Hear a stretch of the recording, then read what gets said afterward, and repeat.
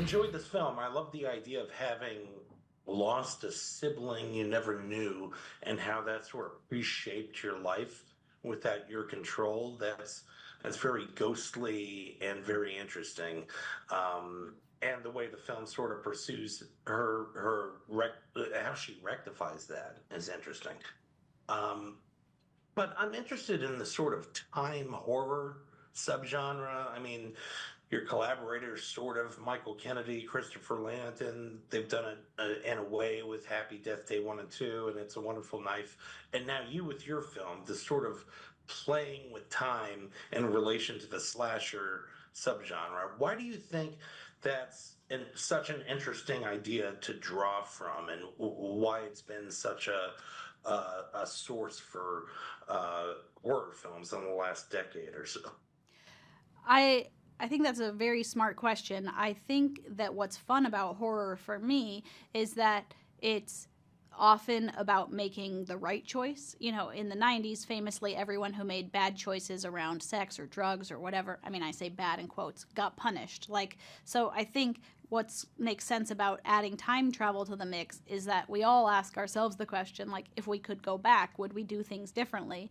And so both, Christopher Landon, who's brilliant, and Michael Kennedy, who wrote this awesome script, like, are good at sort of putting the pressure cooker on of, like, we're going to take you to a moment in time where you have a choice that feels inevitable. The stakes are so high, and is actually very scary, and then let a slasher movie play out. And that's what immediately drew me to this, is that there are stakes no higher than, do I want to live or do I want to help my sister survive? Yeah, it's almost like horror for the video game generation, or horror. It's kind of postmodern in a way. Um, I love the way it looks, especially those mall scenes. For some reason, were just incredible. A lot of the outside cinematography. I know it's melancholic, but could you talk about working with Helena Hutchins and the kind of talent we lost with her?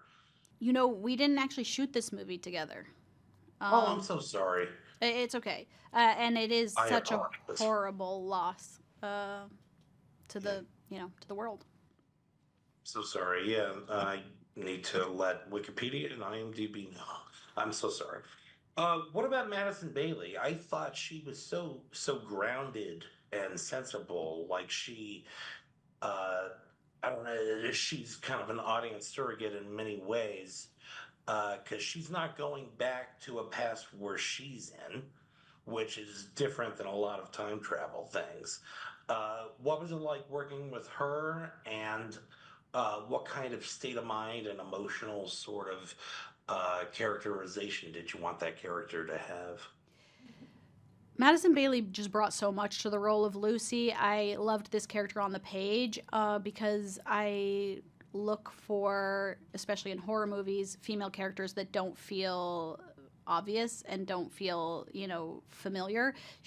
This character is very strong and, like, very powerful. She just is literally between a rock and a hard place with the way, her past has influenced her present. I like what you said in the beginning about, like, her sister is already a character in the present day as essentially a ghost, who's haunting her life and her family.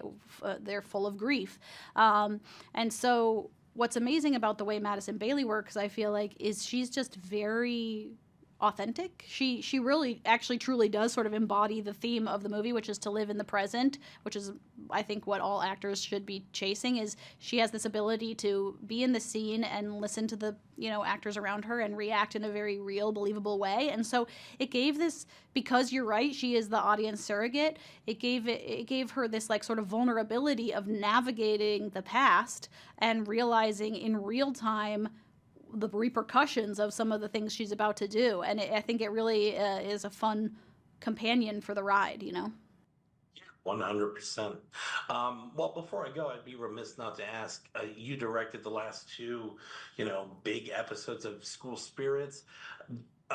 Would you want to continue directing that, or have you had any conversations about going that direction in the future? Yes, I just wrapped on directing episodes 1, 2, 7, and 8 of season 2 of School Spirits, and season 2 of that show is wild. It's incredible. It's like the same show, but has turned everything upside down on its head. Some new great cast. It's like it's a wild ride. It's going to be awesome. Fantastic, yeah. Peyton List is so natural. We're gonna speak with her about what is it? Ghost Haunts Wolverine. She's yeah, just a great talent. But thank you so much for discussing this. I thought it was really fun and different take on the time horror subgenre. So thank you. Thank you very much.